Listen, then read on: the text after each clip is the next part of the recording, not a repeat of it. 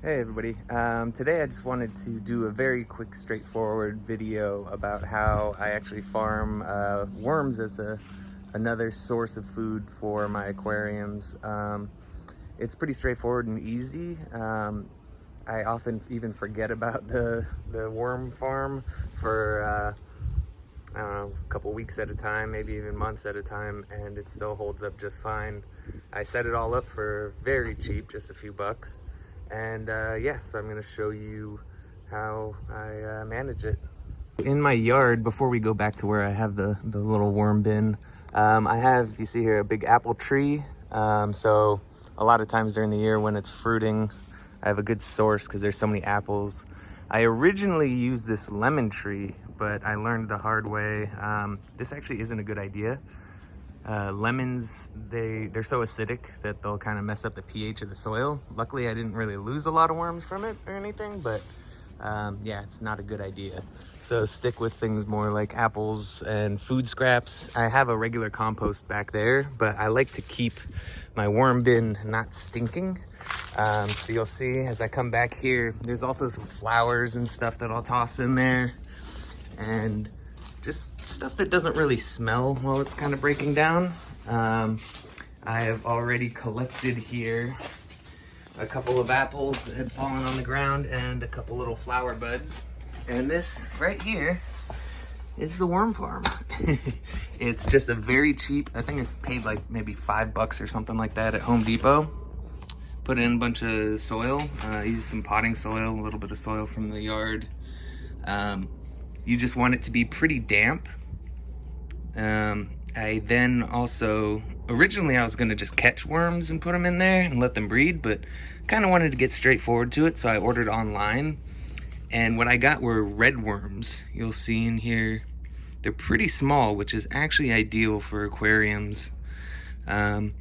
Because especially if you don't have gigantic fish, they'll be in all different shapes and sizes, but as you can see, these guys are little and make great food for angelfish, discus, killifish, all kinds of different stuff. Turtles also love them.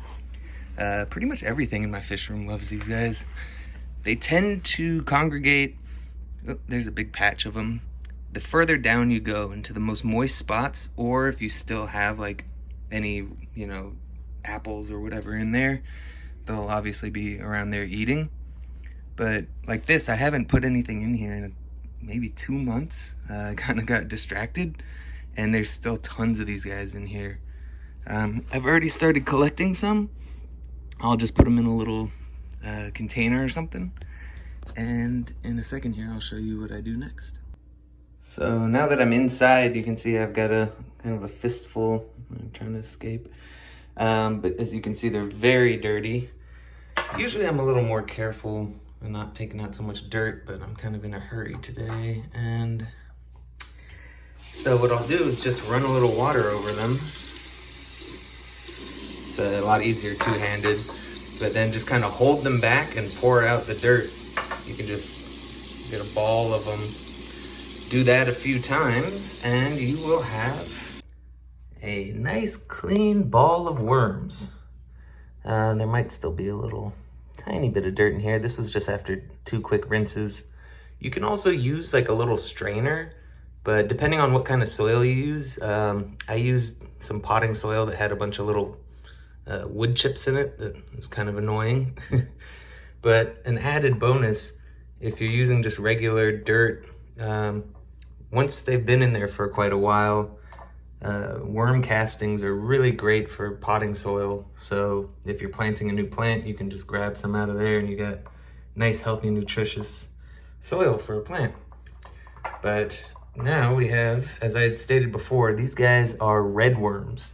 I originally was thinking of using earthworms, like night crawlers, but night crawlers actually get quite large. And if you have smaller fish, like I do, it's nice to use these guys because you get all kinds of different sizes and they're not too gigantic. You don't have to cut them up or anything. You can just feed them whole. So as I stated before, all kinds of different fish love to eat these little guys. Oh, fighting over them already. Everybody starts moving on over when they know it's worm day. And it's pretty awesome because in case of bad times like right now with the wildfires here in Northern California, we have all of our local blackworm suppliers have shut down. So there's a real shortage on live food. So it's nice to have something like this that, you know, when I want to feed live food and I can't just go out and buy it, I have my own replenishing supply right here at home. And it's completely free for me. And even for you at home, you know, just any leftover foods and stuff, just make sure they're good to feed to them. I will get to that in a minute. I will tell you some more things about what I feed them and some do's and don'ts, but I thought I'd show you just some of the guys eating the worms and enjoying them first.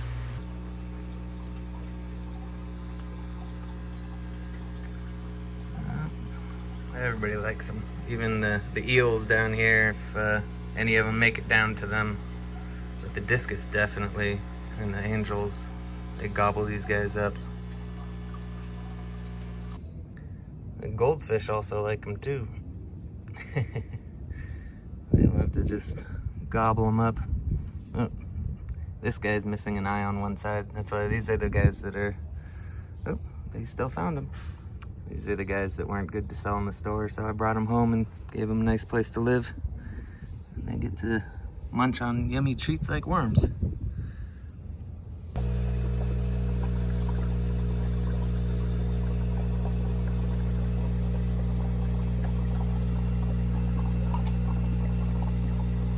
Even the mud skippers like to eat the little ones. So I also feed these guys to newts, frogs, all kinds of different critters. Like I said, the red worms work the best in my opinion. But if you do have much larger fish, you know, arowanas and flower horns, stuff like that, probably night crawlers would be the biggest and most nutritious.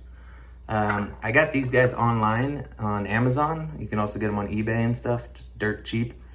Or if you live in an area where you can just go out and catch your own, obviously that is much better because that's free. But yeah, so here I'm going to give you a little more information on what you can feed them and how to house them better. So when it comes to caring for these guys, it's pretty simple. Like I mentioned before, they actually self-regulate their population based on the amount of food you're giving them, how, you know, as long as the temperature's good. If it gets too hot or too cold, they're not gonna repopulate as much. And if you really concentrate on it, you know, feed them as much, they can eat up to 50% of their weight per day. So if you actually factor that in and feed them quite a bit, they can actually double their population within 90 days. So you can end up with quite a few. But if you're just like me and just supplementing your fish diet with a few of these worms here and there, you can be kind of lazy like me and just feed them here and there. It's good to keep them in like a cold, damp area, like that back alley that I keep mine in. You don't want them to have like direct sunlight or be anywhere that's going to get really hot. You want to keep it pretty moist, but you don't want it to be soaking wet. You don't want to drown them in there. The container that I used, I mean, it has, you can kind of snap it shut so they can't escape, but it's not completely airtight. You don't want to choke them. You can even poke little holes in the top if you want to. It's good to have some airflow going in there.